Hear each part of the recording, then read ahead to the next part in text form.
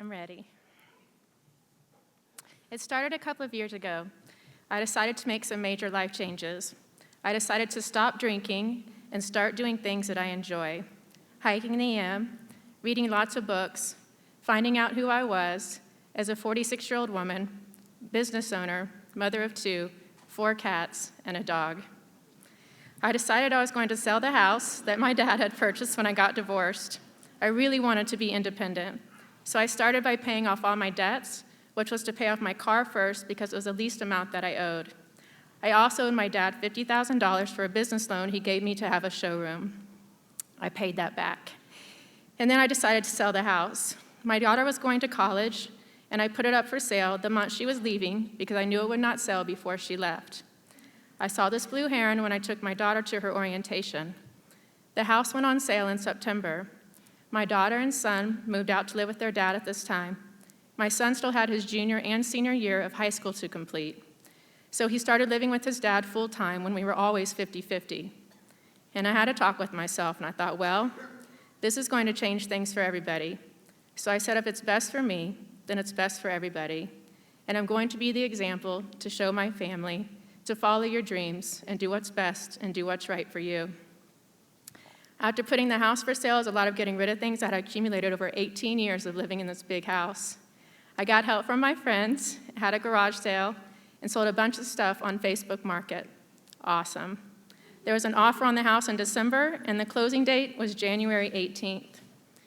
My birthday is January 12th, and I decided I was going to Zion National Park by myself, and I walked the Narrows early in the morning as I was the only one out there and didn't see anyone until I had turned around and almost made it back. It was amazing. It was the best birthday I ever had. I saw a second blue heron.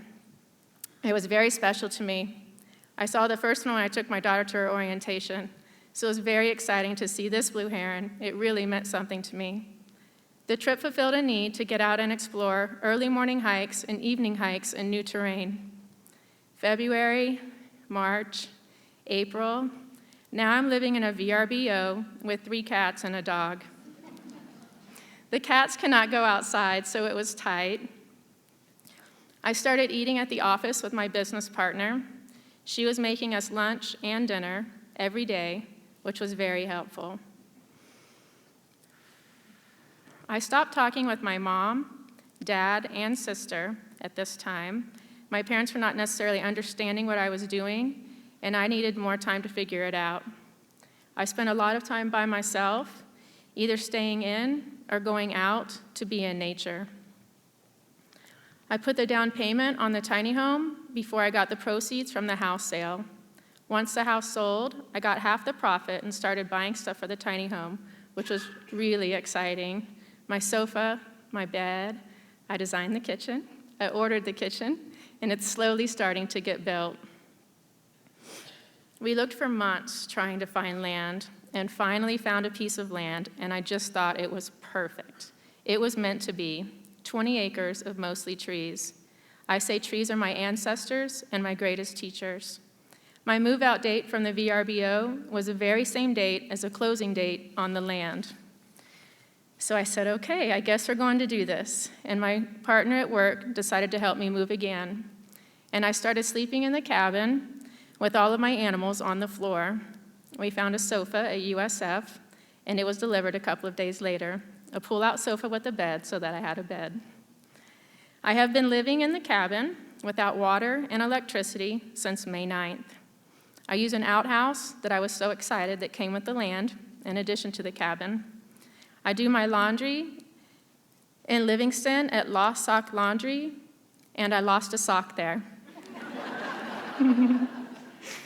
My car broke down at some point, and the man that fixed it asked if I'd like to borrow his old beat-up truck, to which I said yes, save money, not to have to rent a car, and it was amazing.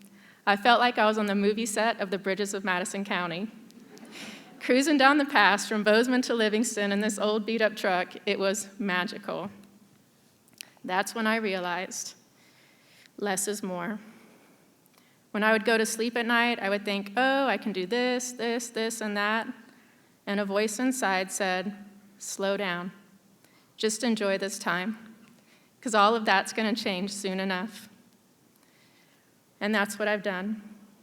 I've enjoyed the sunrise and the sunset, the beautiful scenery around me, and just really slowed down.